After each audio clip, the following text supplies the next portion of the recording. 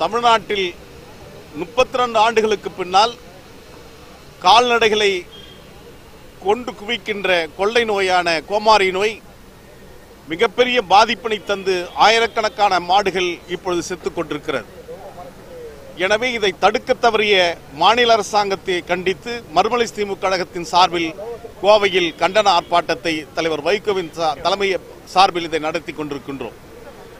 கடந்த 2 மாதங்களுக்கு முன்பாக தருமபுரியில் கோமாரி நோய் தாக்கப்பட்டு மாடுகள் இறந்த போதும், விழுப்புரம் மாவட்டம் திண்டிவனத்தில் ஆந்திரக்ஸ் நோயால் மாடுகள் இறந்த போதும், திருப்பூரிலும் மயிலாடுதுறையிலும் மாடுகள் இருந்தபோது விழித்து முன்னெச்சரிக்கை நடவடிக்கை எடுத்திருக்க வேண்டிய தமிழ்நாடு அரசாங்கம் அதை செய்ய தவறியிருக்கிறது.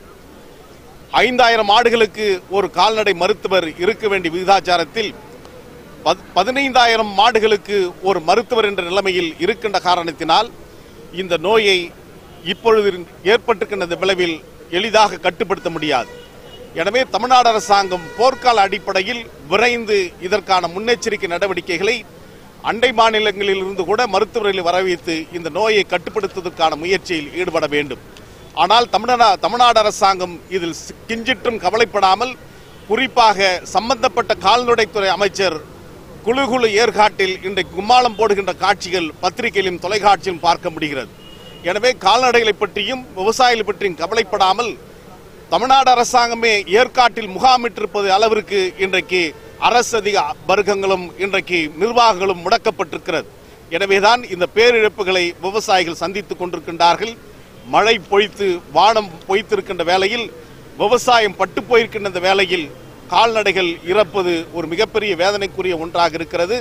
எனவே கால்நடைகளை காக்கின்ற விதத்தில் தலைவர் வைகோ அவர்கள் தன்னுடைய அறிக்கையில் சொன்னதை போன்று மாடுகள் இறந்தால் 25,000-ம், ஆடுகள் இறந்தால் 10,000-ம், பன்றிகள் இறந்தால் 5,000-ம், இதை அப்புறப்படுத்துவதற்கு 5,000-ம் உதவித்தொகை வழங்க வேண்டும் என்பதுதான் மறுமலை திமுகவுடைய முழக்கம்.